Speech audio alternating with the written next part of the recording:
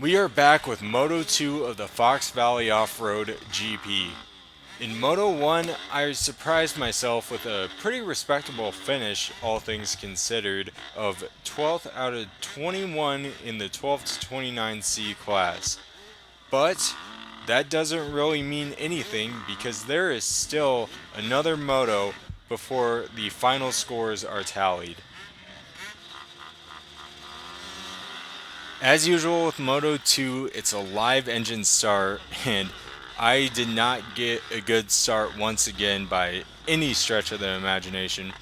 Towards the back of the pack here, and it actually looks like it got dustier, so can't really see here off the start, but once we get into the woods, dust isn't really an issue, but for now it's just kind of laying back a little bit and pointing the bike in the right direction and hoping you don't hit anything.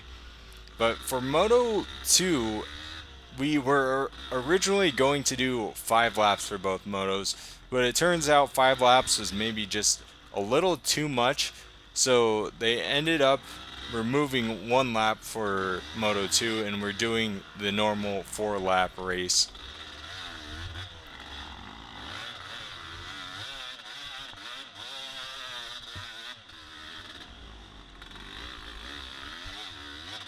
On this uphill here, about halfway through lap 1, I make the exact same mistake that I made in Moto 1, where I choose this rocky and bumpy line up the hill, and I end up losing my momentum. And of course, I get passed by the guy who I had a very good battle with throughout the entire race of Moto 1. So it looks like things are shaping up for once again a good battle here in Moto 2.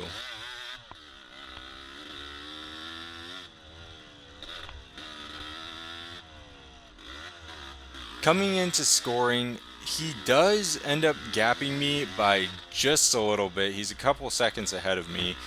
But after scoring here, this first part of the lap, I was feeling really good in this section throughout the entire day. In Moto 1, I ended up gaining a lot of time on this guy in the grass track section as well as this section here. And in Moto 2, that's no different. I do end up catching him, and once we move on here to this downhill going towards the motocross track, he may have lost his footing or may have just been taking a short break here, but I do get to his rear fender. So it's looking like the motocross track is going to be my opportunity to get around him.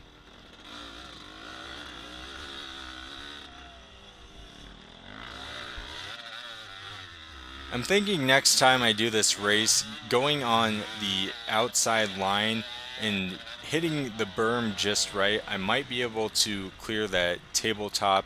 But the inside line, there's really no chance to clear it unless you're really on the gas. And I was kind of lugging through that corner. But these guys getting around me right now are 30 plus C guys, so they're not in my class, but they do end up passing me. But you can see on the inside line, he ended up stalling his bike, so I do end up getting around him and beating him here in Moto 2. Later on in the grass track section, another guy in my class looked like he was stalled out there, so I do make another pass. Lap 2 was more or less the most exciting lap for me for Moto 2. Get around 2 guys, but aside from that, don't really make too many passes in this moto.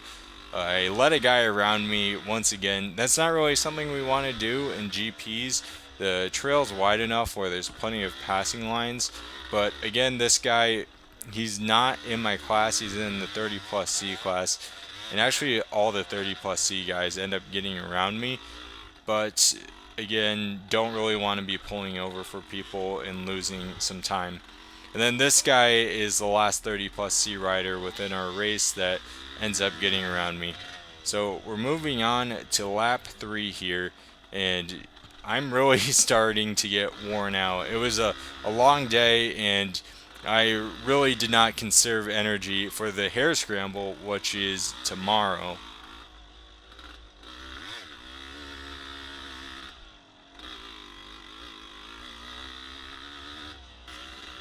I feel like I really haven't shown this section of the track here, but you may remember this hill from round one at Fox Valley, the hare scramble with the huge bottleneck we ended up having on this hill.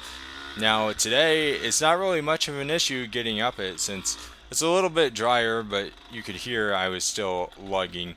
But we come across an uphill section and then we go back down onto the motocross track.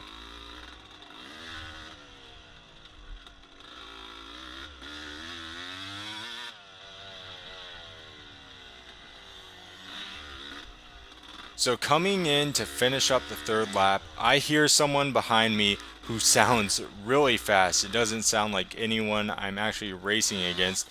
So I have a feeling there's a lapper right behind me, and I really do not want to get lapped. So I have to say mistake free in order to not get lapped, and I make a mistake. So lapper gets around me once again. I get lapped in both motos. So that's unfortunate, but we finish up the race, and for the day, I ended up getting 11th out of 21. So that's one of my best finishes of the year, and my original plan for this race was just to ride for fun and not really take it too seriously. So maybe that's the mindset I need to have moving forward because, again, I had a very good finish. So guys, I hope you enjoyed this GP race video, but the weekend is only half over. So I will see you next week for the hare scramble video. Thanks for watching.